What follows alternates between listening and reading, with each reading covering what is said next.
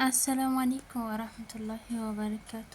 ውድና የተከበራችሁ ውድ ጓደኞቼ ውድ ቤተሰቦች እንዴት ናችሁ? ከኔ ጋር አልሐምዱሊላህ። በያላችሁበት ያላ ሰላም እዝነት አይለያችሁ ኢንሻአላህ። ዛሬ አዲስ ነገር ይዘን መጥተናል። ሰአዳ መልስ ሰጠች ማለት ነው እና የዘይነብን ባል ደውላ ተሱ መልስ አገኘች ማለት ነው። በመጨረሻም የምለው ነገር ቢኖር ውድ እህቶች ውድ ጓደኞች ማለት ነው ስደት ላይ ያላችሁ በሙሉ መጀመሪያ ቆም ብለን ማሰብ ይኖርብናል ማለት ነው። ብራችን ለማን መስጠት እንዲያለብን፣ እቃ በማን እንደማስገዛት እንዲያለብን ቆም ብለን ማሰብ ተገቢ ነው ማለት ነው። አንድ ሰው ገና ለገና ዩቲዩበር ነው፣ ታዋቂ ነው፣ ሀቅ ያወራል። ሀቅ የሚያወራውን አንድ ያለ ብቻ ይዞታል ማለት ነው። እኛ እኮ ሁላችንም አስመሳዮች ነን። አስመስለን ማለፍ ብዙዎችን እንችልበታለን ማለት ነው። እና እሱን ነገር መጀመሪያ ቆማችሁ አሰብ አድርጋችሁ ሰአድም ላይ ተማፈረዳችሁ ወይቺ ሰው አልመቻችላት ብሎ ይሆናል እንግዲህ እንደምትለው ተሆነ 3 አመት ድረስ እቃችሁ እኔ ጋር የተቀመጠው አልመቻች በእናንተ ችግር ነው እንጂ በእኔ አይደለም እያለች በእሷ ችግር ካልሆነ ጥፋቱ ላይ ነው እናንተው ላይ ነው ማለት ነው። እቃችሁ 3 አመት ድረስ ምን ይሰራል እሷ ጋር ለምን አትወስዱም ወዲያውኑ እንዴ? 3 አመት ድረስ ማስቀመጧ እንደውም እሷም ጀግና ናት ባይነኝ እኔ ማለት ነው፣ እንደ ራሴ ማለት ነው። 3 አመት ሙሉ እቃ አስቀመጠች ማለት ጎበዝ ናት፣ ታማኝ ናት ነው የምለው እንደኔ ማለት ነው። እናንተ ደግሞ እስቲ 200 ሺህ ብር 300 ሺህ ብር 100 ሺህ ብር አንስታችሁ የምትሰጡት ቆይ የአረብ ሀገር ሴቶች ስንባል ጅሎች ናቸው ስንባሉ እውነት አደረግነው እንዴ? እረኛ ጅሎች አይደለንም አቦላላ ብላችሁ እንዴ? በገንዘባችንማ ጅሎች አይደለንም፣ ሲያቃን ነው እንጂ እንርዳ እያልን የምንረዳው እንጂ በገንዘባችን እኮ ጅሎች አይደለንም ማለት ነው። ምክንያቱም ተላይ ታች ፎቅ ደረጃ ስንቆጥር የምንለው እኛ ነን። የሰው ፊት 8-7 ሰው ፊት ሲገርፈን የምንለው እኛ ነን እንጂ እነሱ አይደሉም። ቢያንስ አንድ ቤት ውስጥ ስንት ሰው ነው የምትይዙት? እኔ ራሴ አንድ ቤት ውስጥ 10 ሰው ነው የምይዘው። 10 ሰው የ10 ሰው ፊት ሲወጡ ሲወገቡ ማንኛው ዛሬ ስቆ ይሆን ማንኛው ዛሬ አኩርፎ ይሆን የሚለውን እኔና አላህ ነን የምናውቀው ማለት ነው። እና ውዶች የምንላችሁ ፈልጌ ነው እናንተ ለምንድን ነው ብራችሁን የምታባክኑት? ማስገዛት ታለባችሁ በቤተሰብ አታስገዙም እንዴ? ማድረግ ታለባችሁ በቤተሰብ አታደርጉም እንዴ ነው። እቃ ማዘዝ ታለባችሁ ለምን ቤተሰብ ልካችሁ አታሳዝዙም? ለምን በቤተሰብ አታስገዙም? በቤተሰብ ለምን አታስገዙም? በቃ ወንድም ታለ በወንድም፣ እህት ታለች በእህት፣ አባት ታለ በአባት፣ እናት ታለች በእናት፣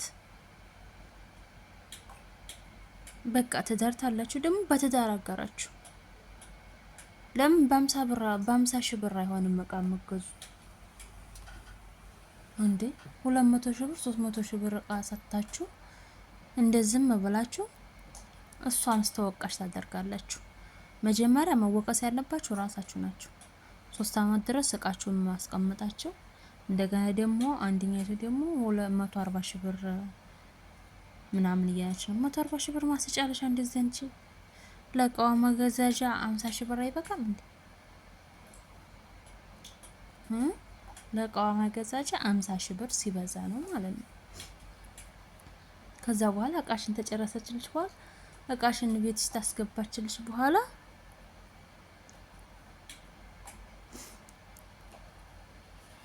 ብትሰጫት ያምራል።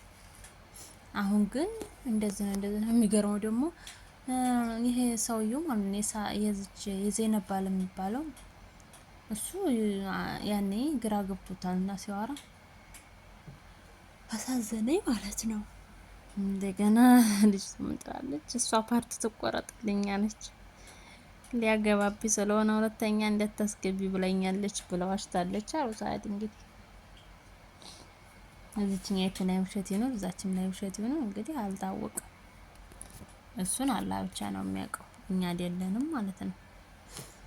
ስለዚህ እህቴ አሁንም ለወደፊቱም ዛሬም ነገም እናንተ የአረብ ሀገር ሱመያቶች፣ የአረብ ሀገር ጀግናዎቹ፣ የአረብ ሀገር እንቁዎቹ ማለት ነው ተጠንቀቁ። ብራችሁ ማጋ እንደሚውልና ብራችሁ ማጋ እንደምትሰጡ እወቁ ማለት ነው። መጀመሪያ እሱን እወቁ። ከዛ በኋላ እቃችሁ ማጋ እንደሚንተን እንደሚል ምን እቃ እንደምትገዙ ምን እንደሚያስፈልጋችሁ ታወቃችሁ በኋላ በቃ ለባሎቻችሁ ደውላችሁ ሄድና ዝቦታ እንትን በልልኝ ወይንም ለወንድሞቻችሁ ወይንም በቃ ለቤተሰብ ደውላችሁ እንዲህ ያለ ቦታ እቃ ልገዛ ነው ሄዱልኝ ማለት እኮ ትችላላችሁ። ቤተሰብ ደግሞ በደስታ ነው የሚሄዱት። እንኳን ልጅ የጠነከረች ልጅ አባቴ ወይንም እናቴ ልጠነክር ነው እንደዚህ አድርጉልኝ ብለሻቸው አይደለም ልጅ እንዴት ብላ በጠነከረች ብሎ መንገድ የሚያሳዩ ቤተሰቦች አሉ። አልሐምዱሊላህ ሞልተዋል ማለት ነው በየስርፋው። ስለዚህ የእነሱን ተከተላችሁ ገና ለገና እኔ ገዝቼበታለሁና ላንቺ እኮ ላይስማማሽ ይችላል። አንቺ ገዝተሽበታልና ለኔ ደግሞ ያ ነገር ላይሳካልኝ ይችላል። ገባሽ? ላይሳካ አንቺ ተሳካልሽና እኔ አይሳካልኝም፣ እኔ ተሳካልኝና ደግሞ አንቺ አይሳካልሽም። ይሄ ደግሞ እውነት ነው፣ ቀልድ አይደለም ማለት ነው። ቀልድ አይደለም። እንኳን ተጓደኛ ከባዳ አይደለም። እኔ እናቴ ልጅ ተተሳካለት እኔ ላይ ይሳካልኝ ግድ ነው። ታንዲ ማህፀን የወጣ ነው ማለት ነው። ስለዚህ እናንተ ደግሞ ለምንድን ነው እንደዚህ ያደረጋችሁት? መጀመሪያ ሚዲያ ላይ ከመውጣት በፊት አስቀድሞ መጠንቀቅ ያለባችሁ ነገር ማለት ነው። ከዛ በኋላ እቃችሁን በራሳችሁ እንትን ታላችሁ በኋላ ታሰናዳችሁ በኋላ ጠይብሽ ይሁን የምፈልጉትን ሰው ማስተያየት። እናንተሳ ላ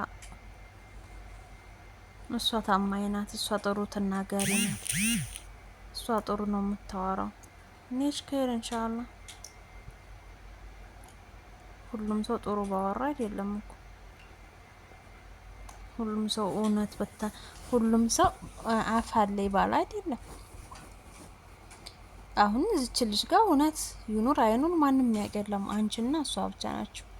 ማዕከላችሁ ደግሞ ትልቁ አላህ ሱብሃነሁ ወተዓላ ብቻ ነው ያለው። በዛ መካከል ማነው ጥፋተኛ? ሳዲ ወይንስ ዘይነብ ወይንስ ሌላይቱ? ላ ወላሂ አይደለችም። እናንተ ናችሁ ራሳችሁ ናችሁ ጥፋተኞቹ ማለት ነው። መጀመሪያ እሺ ሰው እኮ የማይሳሳት የለም፣ ሁሉም ይሳሳታል ግን